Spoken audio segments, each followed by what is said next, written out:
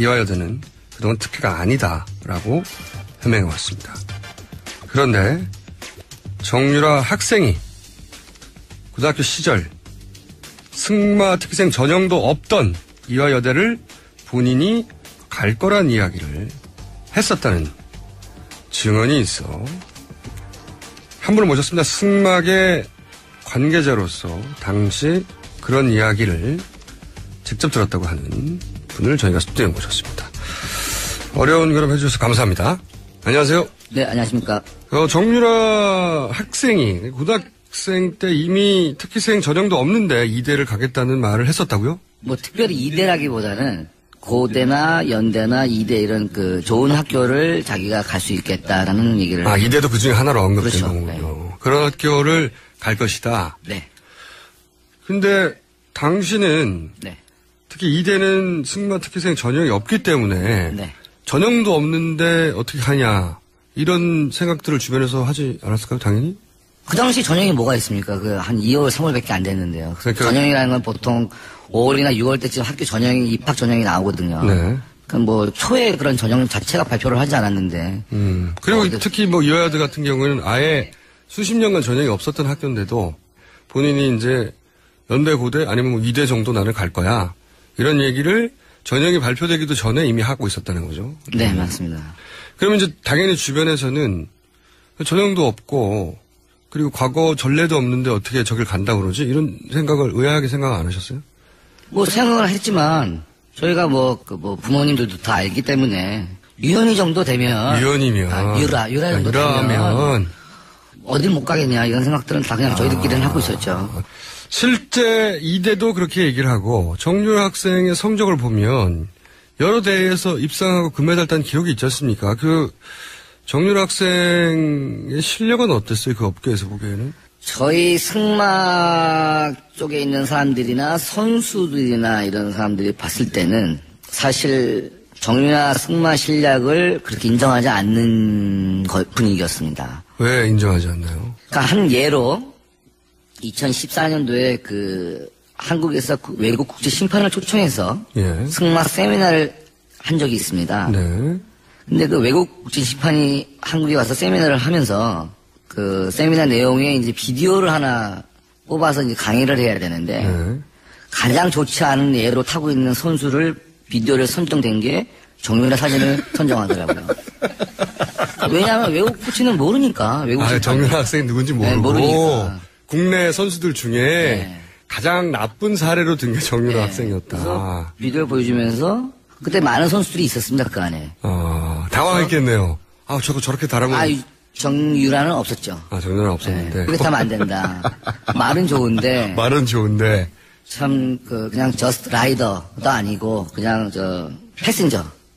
승객처럼 타고 승객처럼 얹혀간다는 얘기죠. 얹혀간다. 가장 나쁜 사례로 들었다고요? 그렇죠. 근데 그렇게 성적이 1등 아니면 2등밖에 안 했다고. 이 승마는 좀 약간 좀 다른 종목과 좀 특이한 부분이 있습니다. 그래서 아무래도 말의 능력치가 높은 말이 좋은 성적이 나올 수 있는 종목입니다. 이게. 비싼 말을 타면 성적이 나온다. 비싼 말이라기보다는 뭐 그런 경우가 대반이지만 저렴한 가격의 말을 사서 잘 호흡을 맞춰서 선수가 잘하면 또 성적이 그렇죠. 나오고. 좋은 결과가 나올 수도 있죠. 선수 실력이 없으면 비싼 말로 커버할 수 있다 어느 정도. 그렇죠. 지금 삼성에서 요번에 지금 언론에서 나오고 있는 삼성에서 스폰해준 말 있지 않습니까? 네. 그런 말 같은 경우에는 굉장히 훌륭한 말이거든요. 네. 기본적으로 상식은 정유라가 그 말을 타면 무지하게 잘 타겠다는 생각을 할 수 있지 않습니까? 네. 근데 성적은 너무너무 안 나왔잖아요. 국제대회에서. 네. 그런 예를 보듯이 말이 좋다고 해서 기수가 실력이 안 되면 아무리 좋은 말을 갖다 놔도 그 말의 영향을 뿜어내지는 못하는 겁니다. 정유라 선수를 거의 한 10년 가까이 시합하는 모습을 봐왔습니다만 그 아시안게임에서 금메달 땄을 때가 아마 그 선수의 가장 일생일대 최고의 실력이 아니었나 싶습니다. 그럼 그 이전의 성적들은요? 일단 결과적으로는 거의 1등을 했어요. 나갔다 하면. 1, 2등을 다 해왔고. 하지만 제가 이렇게 말씀드려야 될지 모르겠지만 일단은 심판들이 전부 다 같은 편입니다. 그거 무슨 의미입니까? 한국 마장마술 이 판이 워낙에 작아요. 예. 심판도 한 대여섯 명밖에 없고 예. 선수도 한 20명 안짝이고요. 예. 그러다 보니까 서로 간에 다 알고 있는데 네. 정 의원이 코치가 심판이지 않습니까? 아, 정유라 학생의 코치가 코치도 심판을 보고 코치도 하고 심판도 말도 보고. 수입하고 모든 걸 다 해요. 네. 그러면 좋은 위원님은 점수를 점수가 어떻게 되겠습니까? 못 줄 수가 없죠. 제가 데리고 있는 애인데 못 주면 제 능력이 안 되는 걸로 나오고 제가 연결해 준 말인데 그 말도 또 성적이 안 나오면 저는 뭐가 되겠습니까? 그렇게 되는 그러면 겁니다. 다른 심판들은 또 어떻게 합니까? 유현이 엄마가 워낙 파워가 세지 않습니까? 그래서 만약에 다른 심판들이 점수를 제대로 안 주면 어떻게 되죠? 한 예로 예. 저희가 2014년도인가? 그렇죠. 14년도에 시합을 한번 한 적이 있었습니다. 2014년이면 유현이가 고3 때. 고3 때. 고3의 성적이 중요하죠. 네. 그때 늘 1, 2등을 하고 왔었는데 한 대회에서 1등을 놓쳤습니다. 한 대회에서. 네, 2등, 3등 했죠. 2등, 3등. 네, 1등을 놓쳤는데 엄마가 갑자기 붕괴하더라고요. 우리 딸이 1등을 못한 거에 대해서. 네. 또 재밌었던 게 제가 그 옆에 있었어요. 마침 네. 현장을 보셨군요. 네, 그래서 그냥 가만히 있었죠. 제가 뭐라 그러겠습니까. 네. 그래서 그런가? 그래서 1등 안 됐네. 이렇게 얘기를 했죠. 그랬더니 엄마가 화를 많이 내더라고요. 심판들이 능력도 없는 것들이 심판 본 적도 없는 것들이 알지도 못하는 것들이 건방지게 심판에 들어와서 대도 않는 점수로 점수를 준다. 그래서 2, 3등. 안 되겠다, 저것들. 네, 안 되겠다, 네. 저것들. 그러더니 이제 쑥닥쑥닥 하고 그러더니 없어지더라고요. 네. 그러고서 시합이, 그리고 한 2-3시간 있다 시합이 끝났어요. 모든 경기가 이제 그날 당일 시합이 다 끝났죠. 끝났는데, 갑자기 상주경찰서 형사분들이 막 시합장에 들어오시는 거예요. 경찰 대회 끝나자마자요? 예. 아니, 그래서 우리는 이건 또 뭐야? 아니, 시합에 경찰이 왜 와? 누가 뭘 신고를 했나? 별의별 생각들 다 하죠. 누가 또 시합장에서 싸운 것도 아니고. 대회 끝나고 며칠 있다가 아니라 2-3시간 있다가. 바로 엄마가 한 말씀 하시고 그날 시합이 한 3-4시간 이제 5시쯤 끝나지 않습니까 오후에. 네. 끝나고 나니까 갑자기 형사들이 막 오더니 심판위원장을 비롯해서 심판들을 다 데리고 가는 거예요. 연행을 했네요. 네. 그래서 아니 이건 또 뭐야. 우리 또 옆에 있는 사람들 너무 웃기지 않습니까? 이게 도대체 무슨 경우인가 이런 경우가. 도대체 그 당시만 해도 최순실 씨에 대한 그런 안 나왔어요. 최순실에 대한 정윤의 보도만 있었지. 그쵸. 최순실 보도가 네, 없었던. 아빠에 대한 얘기가 많았지. 엄마는 최태민 목사의 딸이라는 얘기는 알고 있었어요. 네. 다들 얘기를 하니까 다 알고 하여튼 최씨 있었으니까. 집안이 대통령과 가깝다. 이모라가 부를 정도다. 네, 근데 다 모든 게 정윤혜 씨를 기준으로 일이 벌어지는 거여서. 그렇게 이해하고 있었다. 네, 그렇게 달리 이해하고 있었죠. 그러다가 정윤혜 씨하고 최순실 씨하고 이혼을 하면서 예. 이혼이 이제 언론에 나오기 시작하면서부터 이제 정윤혜 씨는 보이지 않았고 예. 엄마가 애를 데리고 다니면서 이제 그다음부터 일어나는 게 모든 게 이제 대통령 이런 걸 아예 그냥 드러내고 오픈이 돼버렸다는 근데 거죠. 그 중에 사건 하나가 지금 말씀하신 경찰이 바로 들이닥쳐. 그렇죠. 그래갖고 다 잡혀간 거예요, 심판들이. 그래서 아니, 심판들이 뭐 잘못한 게 없잖아요, 심판들은. 심판을 받을 뿐이고. 점수를 채점하고 점수 결과를 근데 냈는데. 그 심판들이 예. 그날 들어왔던 심판들이 이제 몇 분 계신데 그분들이 그쪽 식구들이 컨트롤되는 심판들이 아닌 심판들이 들어오는 거예요. 그래서 그냥 본대로 심사를 해버렸군요. 본대로 줬죠. 그렇죠. 본대로 준 거죠. 그 본대로. 사람들은. 그래서 네, 네. 이건 1등 안 돼. 이렇게 줬더니. 아니 자기 본대로 자기 느낌대로 자기가 알고 있는 심판의 능력대로 준 건데 경찰서. 어머니는 이제 마음에 안 든 거죠. 1등을 안 했다는 거 이제 심판의 탓으로 돌린 거죠. 그래가지고 경찰서로 다 잡혀갔어요. 다 잡혀갔어. 네. 이제 몇 시간 있다가 다 나오셨더라고. 몇 시간 있다가. 근데 우리가 안 들어간 사람들은 도대체 이게 이슈가 뭐길래 경찰서를 들어갔을까? 누가 한 짓일까? 별의별 얘기들이 다 있었어요. 근데 알 사람들은 다 알았죠. 네. 잡혀갔다가 그분들이 돌아와서 뭐라고 다 하시더라고요. 돌아왔죠. 네. 근데 화가 많이 났죠, 다들. 당연히 그 중에 한 분은 어떤 분은 이제 아예 심판 정남이 떨어져가지고 다 손 띄워버리신 분도 계시고. 경찰이 뭐라고 그랬답니까? 똑바로 보라 그랬대, 심판. 똑바로 뭐라고? 뭐 하는 거냐고. 심판 똑바로 보라고? 자기들도 피곤한데. 피곤한데. 이렇게 똑바로 못하니까 자꾸 위에서 지시 내려오고. 위에서. 예, 다 알아봐라 이런 거 내려오고. 자기들도 이거 모른다 우리도 이런 거 뭔지도 모르고. 어디서 명령이 내려왔는지 모르지. 위에서 내려왔고. 자기는 지시대로 해야 되는데. 오라고 그랬더니 승마 대장 가가지고 심판들 잡아왔고. 근데 심판들한테 뭐라고 할 말 있습니까? 자기는 전문 분야도 아니니까. 그냥 똑바로 아는 게 봐라. 있어야죠. 그러니까 똑바로 봐라. 똑바로 봐라. 똑바로 봐. 앞으로 똑바로 볼 수 있겠냐. 앞으로 똑바로 볼 수 있겠냐. 근데 결국은 왈가불가 하다가 그냥 다 앞으로 심판 똑바로 보겠다. 그래서 그냥 각서문 같은 거 하나 쓰고 네, 그러고 나왔다 하더라고요. 근데 이제 거기에 예. 자존심 상한 심판들이 많이 있지 않습니까? 그렇겠죠. 근데 심판을 아예 떠나버리신 분들도 계시고 최순실 씨가 은퇴시킨 심판도 있군요. 있죠. 아, 그때 이게 그래서 또 그 사건으로 문체부 국장이 날아가는 그 사건입니까? 다는 아니지만 지켜봤죠. 참 해도 너무하는구나. 이건 정말 아닌 것 같은데 이런 생각이 많이 들었죠. 그러면 정유라 학생이 특기 전형도 없던 이화여대에 승마로 가는 걸 보고 다른 학부모들이나 업계에서는 아 저거는 대통령이 힘을 쓴 거 아닌가 이런 생각은 안 하셨어요? 아니 바보가 아니면 다 생각하죠. 그거 아니면 뭐 어떻게 가요? 무슨 수로. 학부모 한 사람이 힘은 절대 안 되는 거죠. 그렇죠. 안 되는 거죠. 요즘은 안 돼요. 이런 거는 절대로 우리나라는. 그리고 이제 일단 운동시키는 사람들 자체도 그런 생각을 안 해요. 예. 아닌 건 아닌 건데 그걸 뭐 억지로 만든다고 해서 가만히 있어요. 학생들이고 뭐 주위에 있는 사람들이. 이제 이 사건 특혜 사건이 불거지고 나서 이대는 아무 상관이 없다고 해명했잖아요. 네. 거기에 대해서 아주 아이, 말도 안 되죠. 말도 안 되죠.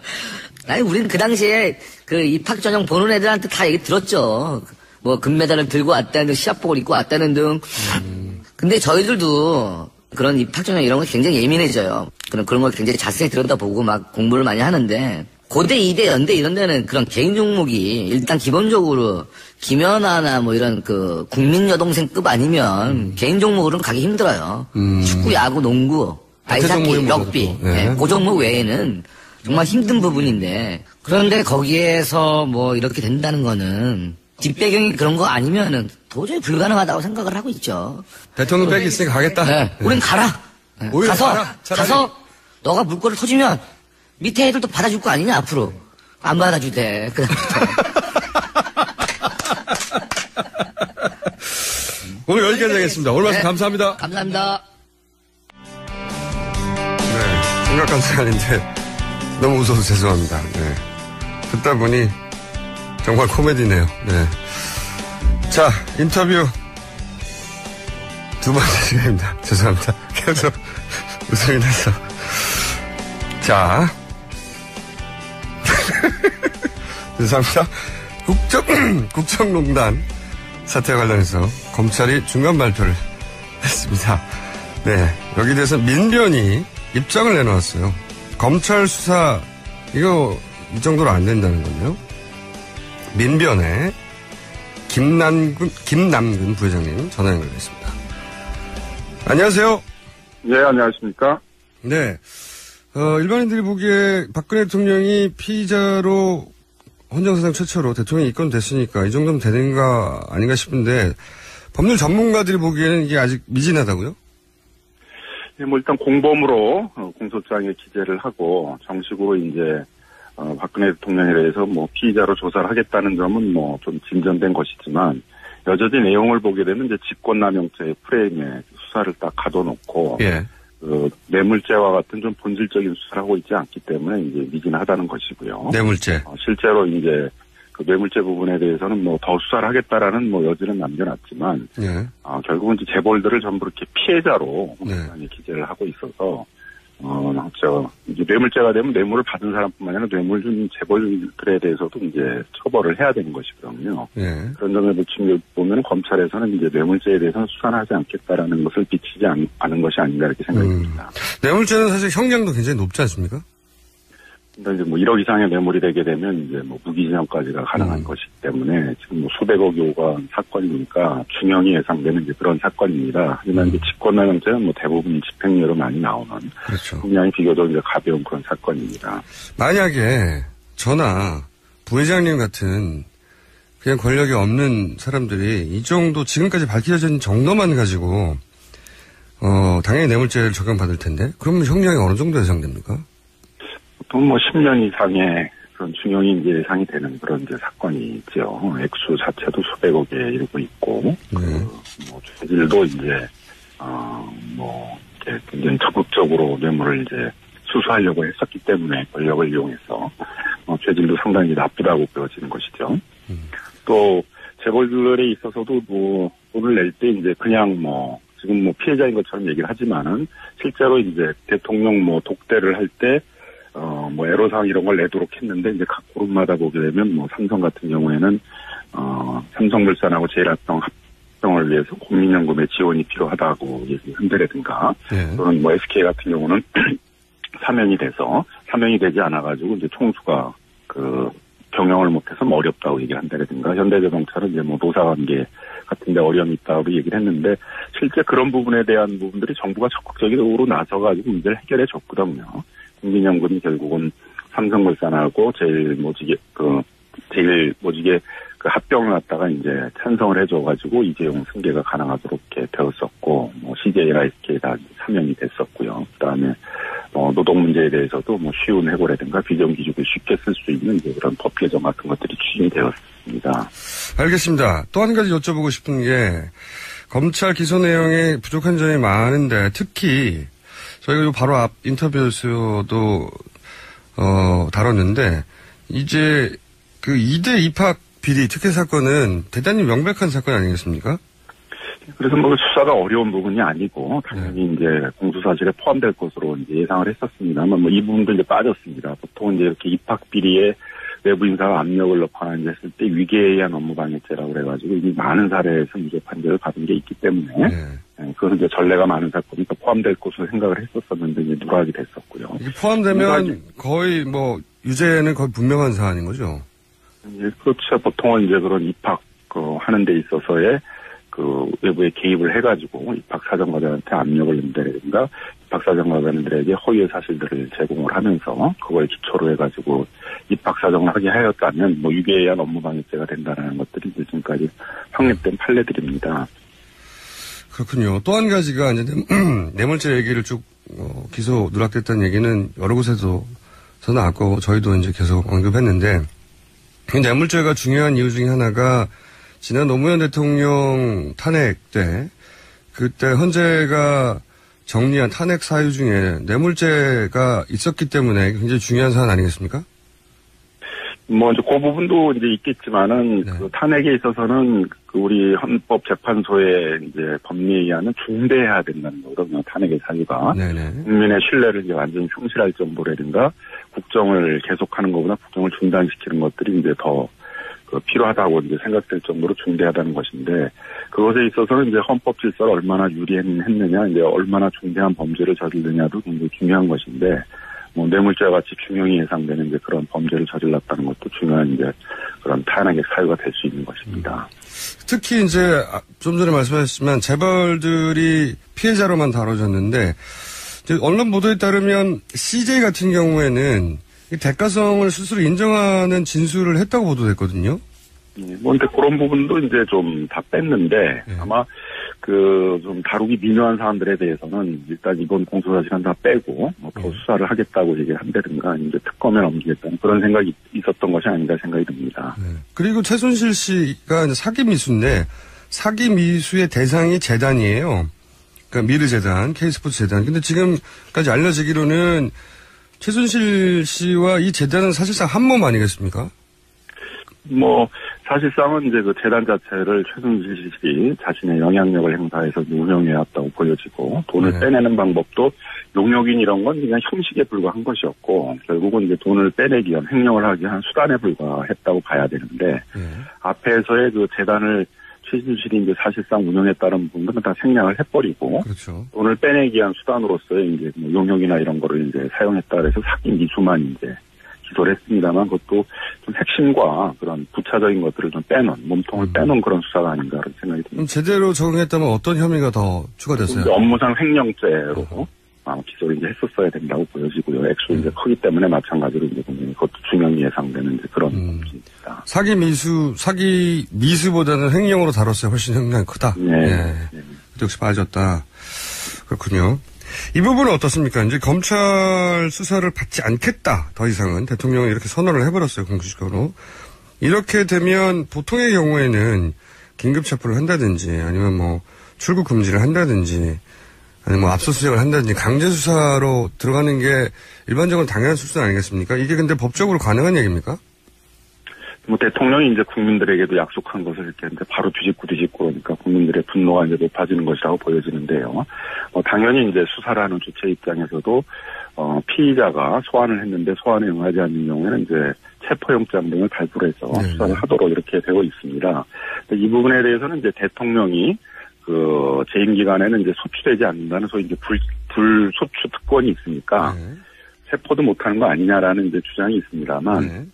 일반적으로 이제 소추는 못하지만 수사는 가능하다는 것들이 이제 그 학계의 이제 일반적인 의견이고요. 예. 그렇다면 이제 소추를 전제로 하는 구속은 못하지만 예. 그 수사에 필요한 이제 체포는 할 수 있다는 것들이 이제 의견들이거든요. 그러니까 구속과 이제 구속영장을 청구하는 거하고 체포영장을 청구하는 건 좀 다른 문제이기 때문에 아하. 수사의 필요성에 의한다면 이제 뭐 체포영장을 발부받아서 수사를 진행할 수 있다고 보겠습니다. 강제 수사가 가능하다는 얘기죠, 말하자면. 예. 예. 뭐 압수수색 같은 건 이미 뭐 시도를 했었고요. 검찰은 지금까지 짚어주신 대로의 어떤 빠져버린 기소 내용을 보자면 뭐 여러 가지 언론 플레이는 하고 있는데 강제 수사까지는 안 갈 것 같죠? 어떻게 보십니까? 뭐 그런 걸 뭐 자꾸 이제 천명을 하고 있어서 그렇다면 이제 그 특검이 이제 그런 수사를 담당해야 될 것으로 보여지는데 특검이 출범하기까지도 이제 상당한 좀 시간이 있기 때문에 그 사이에라도 좀 검찰이 뭐 이번 주 안에 이제 어쨌든 그 수사를 하겠다라고 의견을 이제 얘기했습니다만 또 수사에 불응한다면 결국 뭐 체포영장 등 가능한 방법들을 좀 다 동원해야 되는 것이 아닌가 생각이 듭니다. 예를 들어서 검찰이 이제 뇌물죄를 폭넓게 보고 있다고 계속 뇌물죄에 빠졌냐고 이제 언론이 압박을 하니까 하고 있는데 지금과 같은 정도 밝혀진 정도 가지고 대법원의 판례를 볼 때 그 뇌물죄 혐의가 인정이 될까요? 어떻게 보십니까? 뭐 이미 이제 전두환 노태우 대통령 그 뇌물죄 사건에서 우리 이제 법원이 판결을 한 바가 있는데요. 이 사건의 경우에 있어서는 이제 그 검찰은 아마 미르재단은 대통령과 무관하게 이제 독립적으로 이렇게 설립되어 있고 네. 그 미르재단에 이제 돈을 내라고 한 것이다 이렇게 이제 보고 있는 것 같습니다. 네. 이미 많이 나온 사실에 의하면 미르재단 자체도 대통령이 네. 최순실과 같이 이제 기획을 한 것으로 보여지고요. 네. 재벌들로부터 얼마의 돈을 받을지도 이제 같이 다 논의해서 정했고 실제로 적극적으로 대통령이 나서서 돈을 이제 그 걷는 작업도 재벌 총수들과 독대를 하면서 했었기 때문에 결국은 미르재단에 간 돈도 사실상은 미르재단도 대통령이 설립하고 미르재단에 들어간 돈도 대통령이 받은 것으로 봐야 되지 않을까 생각이 들고 그렇다면 이제 그런 포괄적인 뇌물죄로서 대통령이 하는 업무들은 이제 국정 전반에 영향을 미치는 것이고 또 세무조사라든가 검찰조사라든가 뭐 국민연금에 대한 뭐 행사라든가 이런 개별적인 행정들도 다 영향을 미칠 수 있기 때문에 포괄적 뇌물죄가 된다라는 것들이 우리 대법원에 이제 확립된 판례이거든요. 그게 아니더라도 이제 검찰이 생각하는 것처럼 뭐 미르재단은 따로 독립되게 성립됐고 거기에 돈을 내게 했다 하더라도 소위 제3자 뇌물죄라고 해서 뇌물죄가 다 성립을 하는 것입니다. 알겠습니다. 오늘 여기까지 듣겠습니다. 감사합니다. 예, 감사합니다. 네, 민변의 김남근 부회장이었습니다. 네, 뉴스에 나오지 않는 혹은 아직은 나오지 않는 뒷이야기 하영의 옵토 레코드 하영 기자 나오셨습니다. 안녕하세요. 네, 안녕하세요. 한겨레 하호영입니다. 다른 이야기 전에 저희가 2부 인터뷰했던 뭐랄까요? 저희가 최근에 계속 내부자들, 제보자들 인터뷰를 음성 변주를 해서 내보내고 있습니다. 오늘은 승마 관계자 얘기를 들었는데 저희가 음성 문제 확실히 해드립니다. 그래서 제보를 받고 있습니다. TBS 뉴스 팩